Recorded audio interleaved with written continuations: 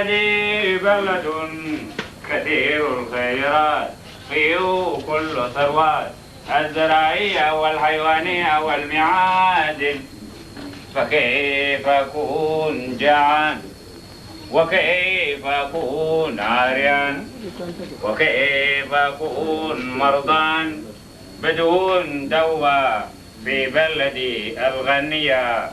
10 states, 3 administrative areas, 1 nation, 1 people. Welcome to Fixing South Sudan, your ideas for building the new nation. I am Mading Ngor. This week on Fixing South Sudan on Terab 87.6 FM, the nation prepares for the first National Economic Conference from 4th to the 8th September 2023. What will it take to fix South Sudan? Struggling economy. Joining us in the show is the incoming Minister of Finance and Economic Planning, Honorable Dr. Bak Barnaba Chol Bak. It's my pleasure to welcome him to this program for the first time. Welcome to the program. How are you? I'm very good. Thank you so much, Mading Ngor, for hosting me today. It's my pleasure to have you in the show. It's barely a month since you were appointed in a presidential decree on August the 3rd, 2023. Before your appointment, many South Sudanese didn't know much about you. Tell us in brief, who is Dr. Bak Barnaba Chol Bak? What qualifies you? Many are asking for this prestigious national position. Welcome. Thank you so much, Mading Ngor, and your viewers and listeners all over the world and South Sudan. And thank you once again for hosting me today. I'm Bak Barnaba Chol. I'm still actually an assistant professor at the School of Business and Management at the University of Juba, the newly appointed Minister of Finance and Planning at the national government. And the second question is, what qualifies you for the position? You look young, and many people never heard about you. How do you respond to that? Okay, in that regard, actually, this is a public post, and I'm a member of SPLM. I have been a member of SPLM for so long. I'm a Red Army member.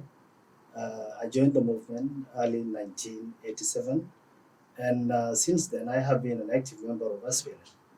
And I'm not that young as you perceived, or some of you think. I'm about 40. I'm almost 44 years old, and I think I have every necessary qualifications to serve the public in any public post. So this is an opportunity to serve my people. I love the country. I love the people. I love what I do. I love teaching, and I thank the president for giving me an opportunity to serve South Sudan at this capacity. So what qualifies me is actually the ability to serve the people, and my qualification to serve at this ministry is basically the requirements, which I'm not sure of, but being a member of a political party, a ruling political party, a major stakeholder, I think the party is free to choose its leaders from different categories of society. I think implicit in my question is about your technical background. Can you walk us through your CV, a bit about your CV? Okay, I started my work immediately after my graduation, early in 2005, and that was in Warabi State. I was in the office of the governor as a press secretary. I then got transferred to the office of the president. I then the president of Southern Sudan here in Juba. I also worked in the Department of Accounts and Finance. I then rose throughout the years in the public service in this sector. And then when I finished my high education, when I obtained my master's from the US and my doctorate, I applied to the teaching post at the University of Juba as assistant professor. And that has taken me a number of years now, teaching and serving in the public. So when we talk about Ministry of Finance and Planning, nothing is new to you. Nothing at all. I have been serving this sector for almost 18 years now. The banking sector and the financial industry, all generally being a consultant and being a professor at the university, also teaching. I mean, working with the public in the government, I think I have every qualification to serve the people. I should just underscore that uh, your inaugural speech has been greeted with a lot of excitement. You talk about economic transformation, which is needed, highly needed in South Sudan. You said we need change and it must be now. And you diagnosed correctly the challenges facing the economy. Were you sincere in that speech? I was very sincere, and I'll tell you, Mading Ngor, I since that day I have never watched this video myself. I did not have an opportunity to go through what I have said, but I spoke from the bottom of my heart, and that was my feeling, and it's still my feeling. And what does it mean? The expectations have been raised, and where will you start? I mean, the challenges are enormous. So much challenges, I know. I have been part of the system. I have been part of the foundation of this country. I voted for the independence in 2011, and I have seen myself how we have been going and how we have progressed in life. And when I said we need change, I mean we have not done enough to facilitate prosperity of our people. And that is to say, we need basic needs. We need to provide roads. We need to concentrate on agriculture and provide basic, essential life necessities to our people. So I think it is a challenge. It has been a challenge. And we need change because we need to move this country forward. What do you propose, or what do you outline are problems? What are the solutions to the problems? Okay, the major challenge is the scarcity of resources. In fact, we don't have enough. We relied so heavily on oil revenues for so long, and we have not diversified our economy. We did not concentrate, as our founding father, Dr. John Garang, said, we should use the oil money to fuel agriculture. So, because we have not concentrated on diversifying the economy, we have not actually achieved so much. So, the major challenge is the scarcity of resources. There are other major challenges, misallocation of budget. We have also issues of capacity building. We have issues of high spending on unnecessary areas. So there are major challenges that I think we need to tackle, and that is why I propose solution. And the solution comes from my strategy, and the strategy is to have a different way of doing this. And I said I will introduce different measures to rectify the economic conditions we will continue to live in. Is there a strategic plan for your ministry? Where do you begin? Because you did talk about some of the challenges with the staff and even with endemic corruption, which you said is not going to be business as usual in your own ministry without even talking about South Sudan. There are sets of problems. Where do you begin? Are you going to make up some strategies or is there a strategic plan? I understand there's high turnover in the ministry, so a minister comes and goes without even finishing 5 years, which is the norm. The ministry is in charge of fiscal policy, and we know the revenues of the government, all the revenues from oil revenues to non-oil revenues, they are all planned in accordance to the fiscal budget. We have just passed the fiscal budget some days ago, and we are going to implement the budget.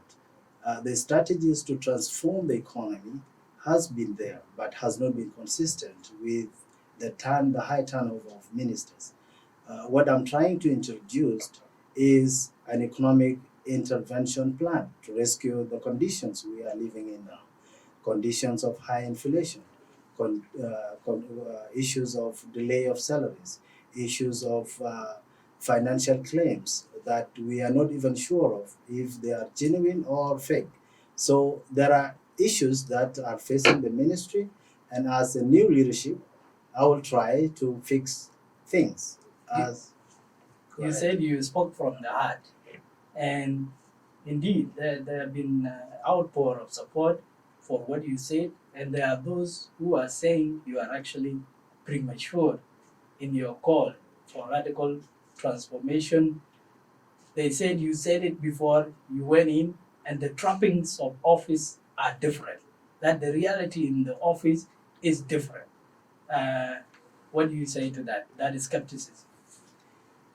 Mading Ngor, I am not sure how many people don't want change. I believe we all need to have the perception right. We are all suffering from the president going down. Lack of resources is not an easy thing.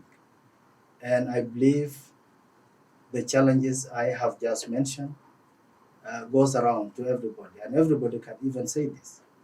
The challenges I have said have solutions, and the solutions is what I also say. I will not bring the change myself alone. It has to be a collective responsibility of everybody, from the cabinet going down to all the institutions, including think tanks. So when I narrated the issues, I knew them. And I also know how to rally everybody to have collective solution to these problems. So they are enormous, but I think we can fix them together. 87.6 FM. This is Fixing South Sudan, your ideas for building the new nation. With me, Mading Ngor, and in the program is Honorable Dr. Bak Barnaba Chol, Bak, the incoming Minister of Finance and Economic Planning. We come back for another episode, uh, part of uh, what will facilitate your work is the just passed budget, wittingly or unwittingly, is a challenge and is also an opportunity for you. The financial year 2023-2024 spells out government budgetary priorities. You came in when the budget was already in its third reading, and you had a candid conversation with the members of the assembly. You pleaded with them that the increment for the civil servants and the uh, armed forces salaries or organized forces salaries should not be increased to 600%. You argued that doing so will lead to lead to inflation in the market. You convince them. It has been accepted with excitement in some part and also with disappointment in equal measure that the increment is now 400% instead of 600%. Why did you intervene in the legislation? Mading Ngor, from my economic perspective, economic point of view, I don't think increasing a salary of a soldier from 3,000 to 12,000 is a solution. Even if we increase to 40,000, that amount will not even be enough to buy that person and his family a meal for 7 days. My argument was instead of concentrating on increasing the payment for the salaries, why don't we solve the other equation or other part of the equation? Let's reduce the foreign exchange market, the value of our currency, let's promote it, let's decrease, increase the provision of essential goods to the market so that the prices drop down. I'm not against 600%, but I'm saying let's do it gradually. Let's start with 400 as the market is subsidized, then we go up to 600. We may even go to 1,000% as we improve our economy, as we manage the inflation, as we use the monetary tools to actually stabilize the market. We can now concentrate on 400%, which is also a good rise, actually, because we have never had an increment since 2012. What is the budget ceiling? The budget ceiling is 1.8 trillion. And do you have coverage for it? What are the sources of revenue generation? The sources are both. Beside the oil. We also have the non-oil. We have non-oil revenues collected through the domestic tax and the custom, and that covers almost 8% of our total budget, or even more. Let me address the political aspect of the passage of the budget. There are parties that are involved in the whole process, and the SPLMIO, that is the main party to the agreement, objected in the parliament to your argument that 600% did not have coverage and that it will lead to inflation. They are just saying that there is lack of political will on the part of the government. I guess they are all government, but on the part of the SPLM IG, to be specific, that it is you protecting some sacred aspects of the budget. Instead of cutting spending on some areas, they are saying it's the political will that is not there. There's nothing technical about what you are arguing. In fact, it is the SPLMIO that is using that argument for political mobilization or to tarnish the reputation of the ruling party or the SPLM. The reason I'm saying this, we fought for this nation just from the very beginning of 1983. We liberated our people. We formed the government and we continued until we got our independence. We have all along been trying to serve our people and providing them dignity in their lives. There is no way an SPLM can obstruct a rise that will actually increase the prosperity of the people. But let me just tell you, Mading Ngor, what is the population of those working in government? The total population of South Sudan is approximately over 12 million. Those working in the government are just a small portion of our population. Even if we increase their rise to 1,000%, does that mean we care for the nation alone? We have to provide services to our people. We are also constructing roads. We are actually providing stability to the market. We are going to import commodities now to stabilize the market. We care for the health of the people. We care for education. We are so much concerned with provision of other services than only increasing the pay to the public. But as we increase the pay to the public, we are saying let's do it gradually in a way that does not increase the inflation, because we want to manage the economy. And I can tell you, Mading Ngor, economics is just a very simple science. We don't need to complicate things. Even if we increase the rise, does not provide solution to It our doesn't problems. trickle down to the majority. Exactly. And what would you say it will take? I mean, you are saying that your party is not against the people. So that is not the debate. You did also promise that down the road, say 6 months down the road, there may be an increment.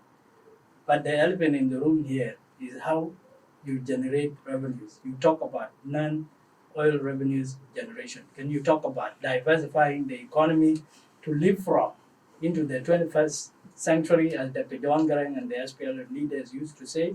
And then it will be a segue into the upcoming economic conference. But first, the first part, which is raising revenues and diversifying revenues. Mading Ngor, my concentration now and my new leadership is to enhance non-oil revenue collection. We are going to do major reforms in NRA. We are going to increase the collection. We are going to do reforms in custom. We are going to do reforms in domestic tax. And I can promise you, within this time frame, we will increase the non-oil revenue. Not to the adequate level, but at least from this level we are in now. We are also expecting new areas of exploration in the oil field that will actually increase the oil revenues.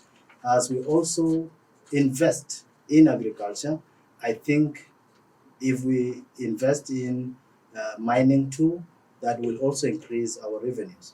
So the supplementary budget will be actually after 5 months from now. And I think with this time frame, even if it means the transformation is taking a lower pace, we are also going to increase the salaries as I promise, and take into account the balance we will be doing in the foreign exchange market. I think we can meet the demand. It will be done.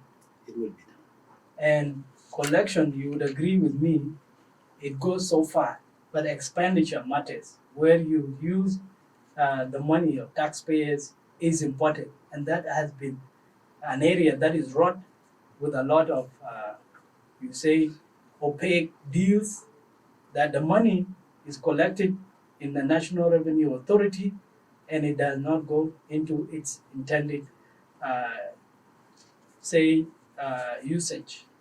What do you say to that? I mean, you are coming in and there's a lot of skepticism about the government institution. Is the NRA going to behave differently under your watch? I believe so, and I also believe that the revenues collected are not just wasted. The problem has been uh, over spending the budget or going beyond the proposed budget in some sectors, not all the sectors. And I think if we take the reform seriously in the NRA and also controlling the expenditure, we can achieve much.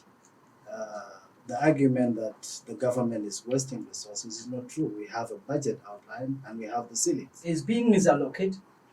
Being misallocated is something I cannot speak to because I was not part of the initial preparation of the new budget. But I know I can control from now on.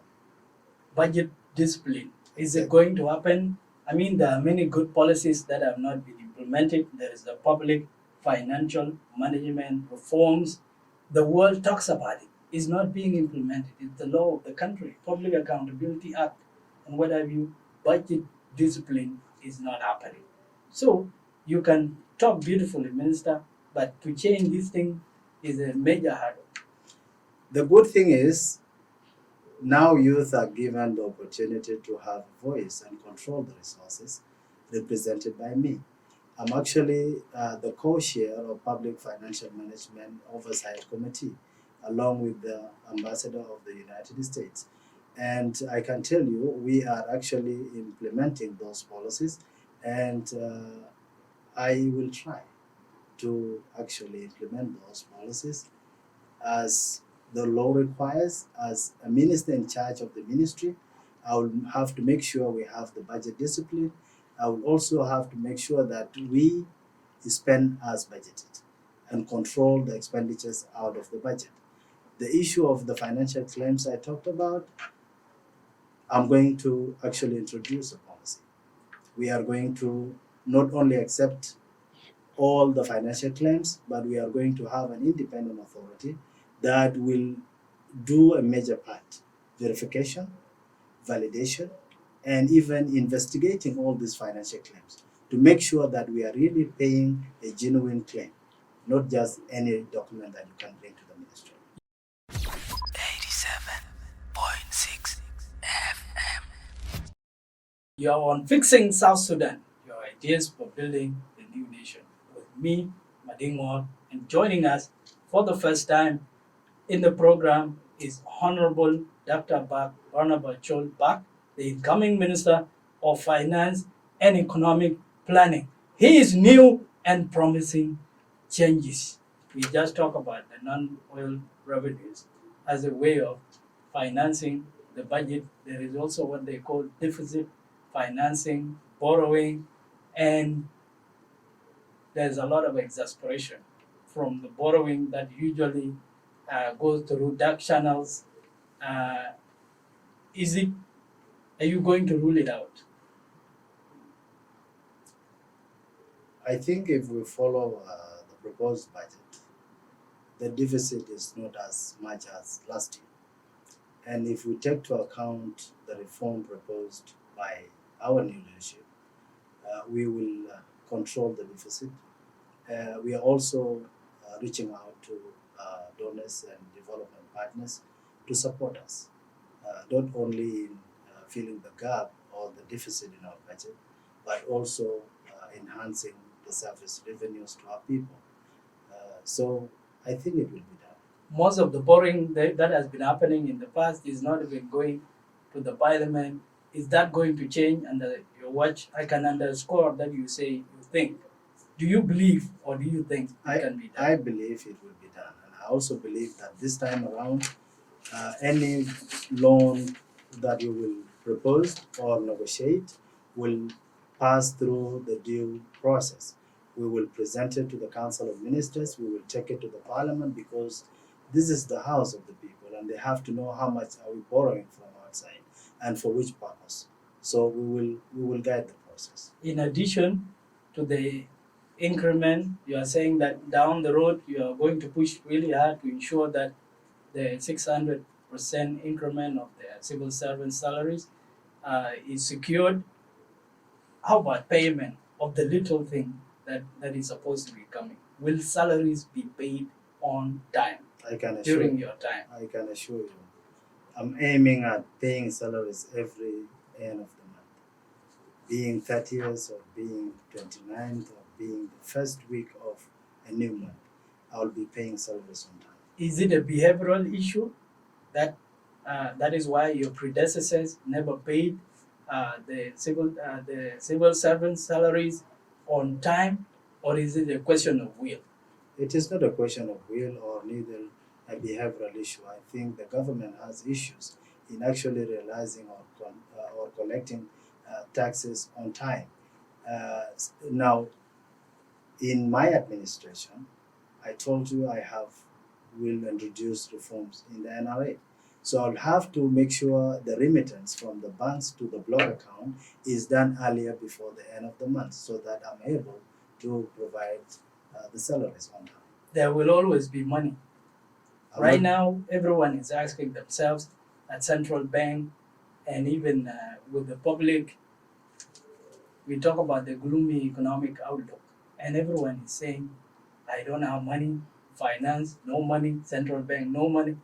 Minister, where is the money? Do you know where the money is? There is no money, Mading Ngor. I can tell you. We are rich, we have abundant resources, we have everything in this country, but we have not yet utilized and used all the proper means of extracting our oil or our minerals or even utilizing the little we have. The little money we have is nothing compared to our expenditure and the needs to cover the salaries, the operating costs, the capital expenditure, and all these things. So we have always difficulties in realizing collection of revenues because we have limited resources.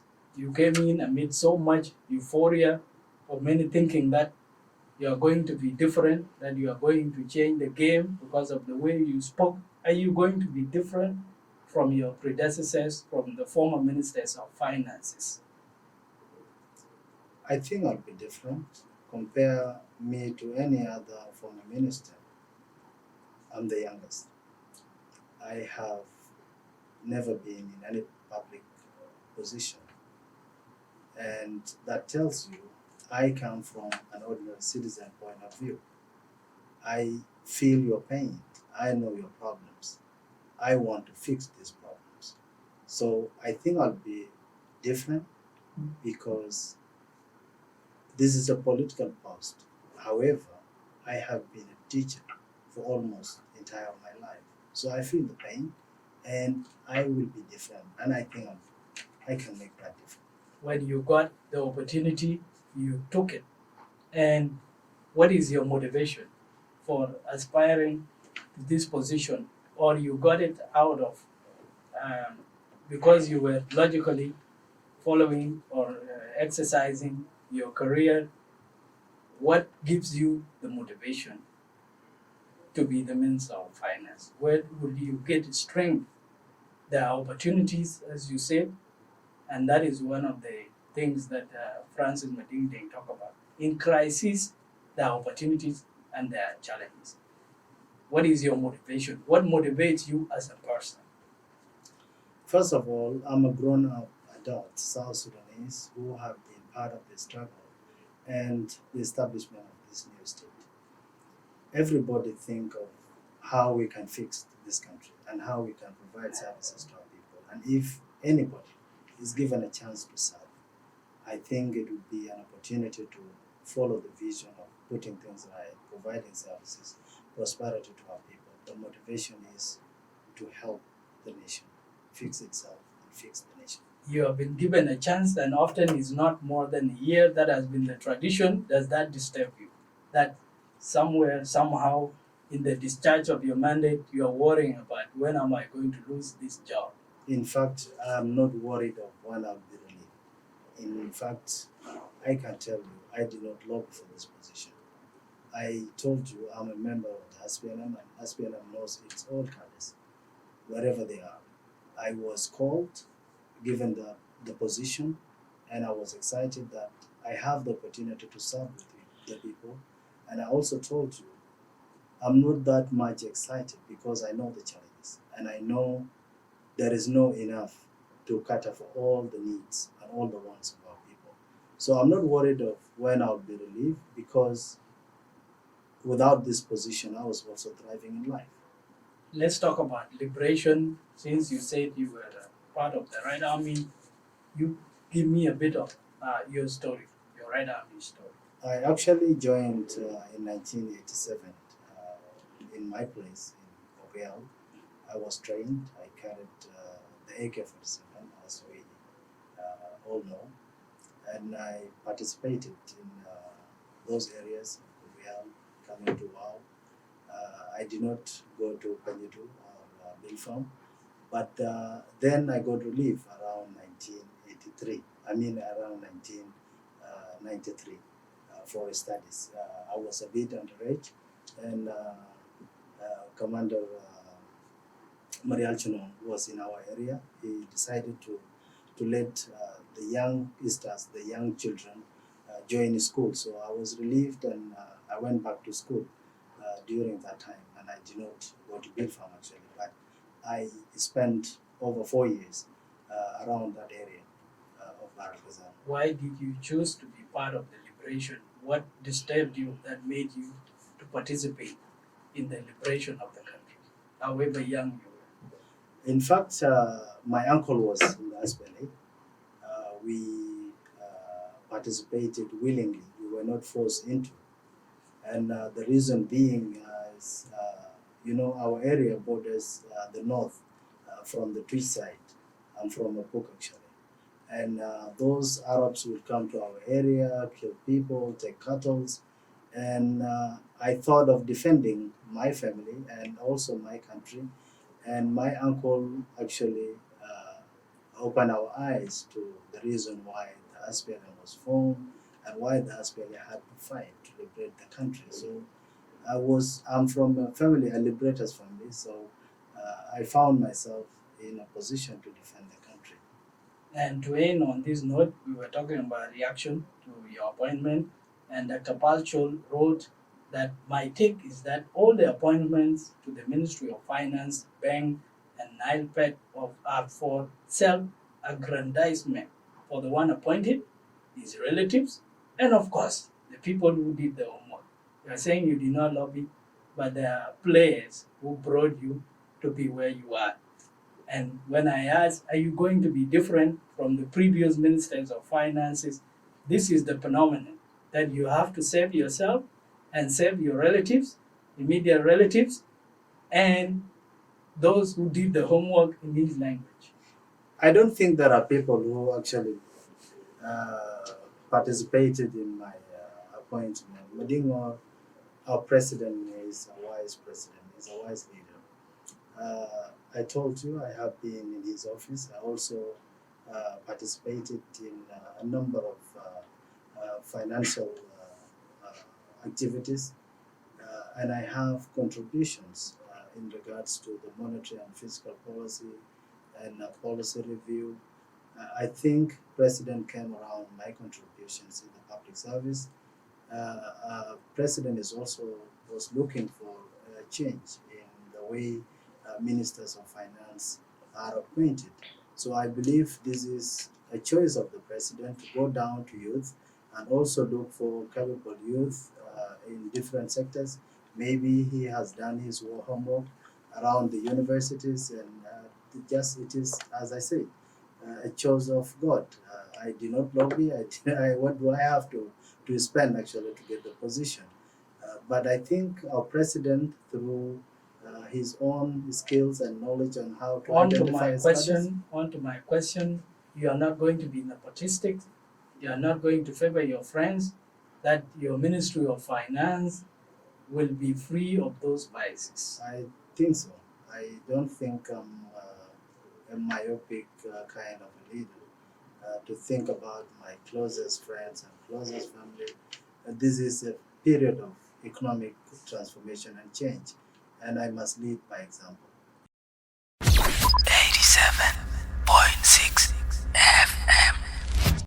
You are listening to Fixing South Sudan, your ideas for building a new nation.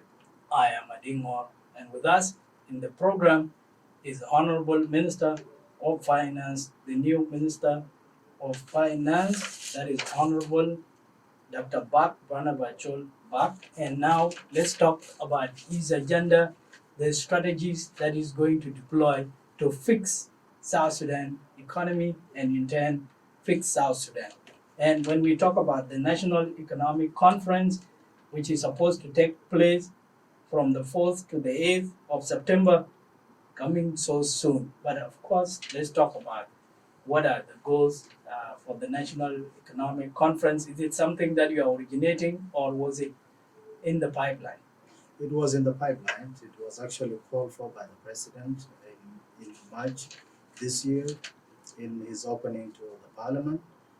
And I think president is so much worried about the conditions of this country and the economy.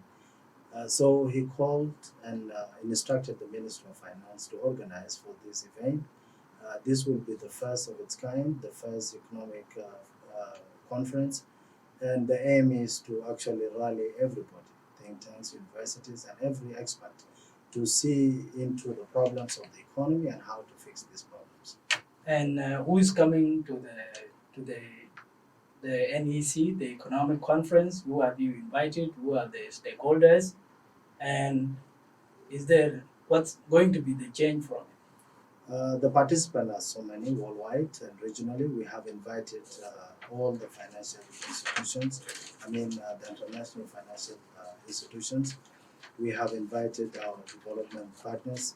We have invited think tanks in the region and think tanks worldwide. We have also distributed areas of concentration, papers to be presented in that day. Internally, we are working with universities and think tanks. Iboni Center, University of Juba is part of the process, and we have other relevant institutions that are also part of the process. How will the National Economic Forum or Conference fix the economy? Okay, this is an idea of bringing people together to an understanding of identifying the problem and providing the solution. If we all agree that we should give priority to agriculture, we should enhance our oil, our non-oil revenues, that we should go to mining, and this has been a consensus in that conference, that will be a direction to take now and a direction to implement the resolution of the conference. And I think the idea of bringing everybody is all of us to be part of the process.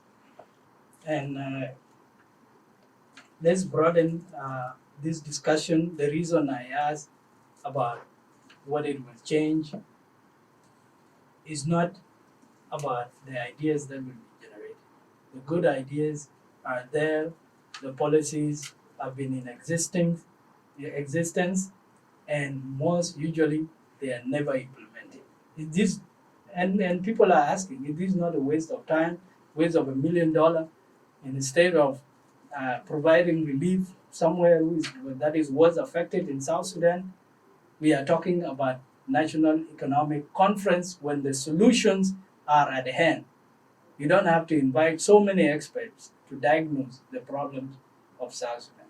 What do you say about making sure that you live to the spirit of what will come up from the conference? Okay, first of all, we have never had an economic conference. This is the first of it. So we cannot judge whether these resolutions will be implemented or not. The second thing is the new leadership in the Ministry of Finance. I have never received recommendations from the public and failed to implement those recommendations. We know there are problems. We also know some of the solutions, but bringing people to a conference to agree on the way forward, I think is not a waste of time. And something that you are doing differently that is not there, you promise that there will be a suggestion box in your office, and you value the feedback from the public. Yes, this has always been the model of dealing with the public and dealing with even my students in the class. I always promote interactive learning system. I learn from the students as they learn from me. I don't think we should isolate the public from our leadership or our activities. So I am so much open to the public criticism and the public support. So I want to have the suggestion box in my office. I know many people will be throwing applications and throwing requests for funding, but there are also people who want to actually contribute significantly to the change or to economic transformation. So I want to give an opportunity to the public and everybody to be part of the transformation. Let me give you some questions from the audience, from our audience, from various fora where we solicited input into this interview. And Riang Mame says, what options do you have as the minister to bring down inflation? In brief. Okay, we are going to work on the reserve. On our currency, we have the treasury single account that will be encouraged. The payment of claims will be in our local currency. We have regulations that are in place actually not to encourage we want to limit the transaction in US dollar. We will provide essential goods to the market so that we don't import much expensively. We are going to also control the transactions that are actually too much to the out or to other economies. You remember, Mading Ngor, I said during my inauguration that most of our working force send money abroad to other countries. If we can control and limit the transactions out of the economy and also provide an atmosphere for direct foreign investment in our country, we can actually bring down the high value of US dollar and increase our local production and also eventually increase the value of our currency. In your maiden speech, you talk about ending the dollarization of the economy. Now you're talking about limiting it. Is that change? It has to be gradual. You cannot ban US dollar in a day, but you have to facilitate growth. You have to facilitate local production in order to actually consume what you produce. Salva Kwalgaren says, will you submit your resignation if your policies are not being implemented or not being met within 6 months or disrespected by the leadership of the country? I think the leadership is looking for those changes. And I believe the leadership is also motivating the youth to introduce change to the system. And that is why I have been given this chance. The leadership is convinced that we are going to a new direction, that we have to work and implement the peace agreement so that we can go to elections by the end of next year. So there is no point of frustration. So far, our president is so much open to cooperate with the leadership in finance and even give us more motivation to do more. He's saying if there's no significant change in 6 months or a year, if you are still there, will you resign? I don't know how you measure significance. Is a yes or no question? Significant. Is it no or is it yes? Significant is a subjective word. It can be significant, as you said. Transformative. I think I have the opportunity to serve and be in a way of you have a positive attitude. You have a positive attitude. The glass is not half full or half empty, it is half full. But I'm sure the leadership is looking for those proposed changes that I'm actually now proposing. So I don't see any frustration from the leadership. In fact, I have been welcomed by the leadership and even motivated me to do more. So I'm not pessimistic thinking about of failing. I'm not thinking of failing at all. I think our president is so much kind in achieving those goals I have just narrated. Simon Akwe Deng of the Chamber of Commerce has this question. The Bank of South Sudan lost its clearinghouse status for foreign currencies. What will the minister do to bring back the Bank of South Sudan monopoly? I think the Bank of South Sudan... We talk about building reserves, and that is the third question he has. When will South Sudan build its reserves? You sort of answer. Okay, the Bank of South Sudan, I think it's doing its job. It's trying all possible means to stand on its feet. Remember, Mading Ngor, this is a monetary tool. This is a monetary policy that works along fiscal policy. If we are not stable, if we are not producing, if we are not providing security, if we are not actually motivating foreign direct investment to our country, where will the central bank get reserve? How will the central bank even apply all the monetary tools to control the market? So the question has not been the central bank. The question has been the other side of the economy. And he's also asking, can gold deposit be an alternative? Yes. Yes. Biar asked, how would you be different from previous ministers? You have already answered that question. Atong Dong Kunjok asked, when is foreign currency like shilling, responding now to your speech, being implemented, and how will individuals get it?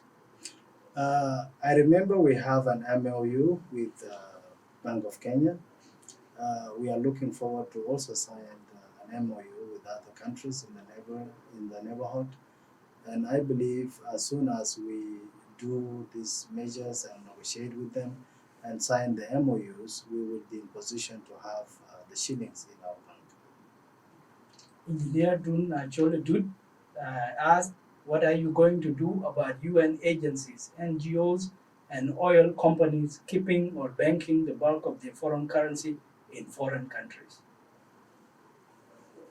That is something to be studied because there are agreements in that regard, and I have to also look into the details of those agreements and see how we can go about the reform. And another basic question, which was from a caller of 87.6 FM, is about the crowd in the Ministry of Finance. How are you going to control it? The crowd has been a major problem. You know, I have not been a frequent visitor of the Ministry of Finance, but these days, when I become the minister, I have seen it myself. There is an overwhelming number of people coming to the ministry for payment, different categories. There are those coming for assistance, there are those coming for follow-up, there are those coming from different institutions, and there are those actually passing across. They are not necessarily coming to the Ministry of Finance. So the crowd you see around is based on these categories. And I think if we say we are not paying financial claims now, as we don't have the budget being executed, those categories will go away. The assistant, you know, the Ministry of Finance and Planning is a national ministry that does not actually give direct assistance to the people. We provide through institutions according to the budget. So those coming to the Ministry of Finance asking for assistance, they can be assisted through institutions that are given those responsibilities. So the crowd will be managed to some extent, but I believe our public is just used to this. Is it the economy that has to be fixed, alleviating poverty, which is the motivator for why people are going for claims, forged claims? They want to make ends meet. Yeah. Once the overall outlook, economic outlook, is improved, then this one will go away. Exactly. These conditions will subside as we improve our living conditions. There are many more questions, but we are out of time. And let me end on this note. In this program, we speak of fixing South Sudan. Do you have what it takes to fix South Sudan? Yes, and I have been advocating for fixing South Sudan without even reaching your studio. So I think this is not a starting point, but enhancing your struggle to fix South Sudan. So I have politics, and I can actually tell you we will work together to fix South Sudan. Can South Sudan be fixed? It can be fixed. And has South Sudan fixed you so far, or you have fixed South Sudan? I think we have. I'm not. I cannot say I'm being fixed, but I'm trying to fix the conditions we are living in. Dr. Bak Barnaba Chol is the Minister of Finance and Economic Planning. Thanks for coming to this show. Thank you so much, Mading Ngor. Thank you so much. I appreciate it.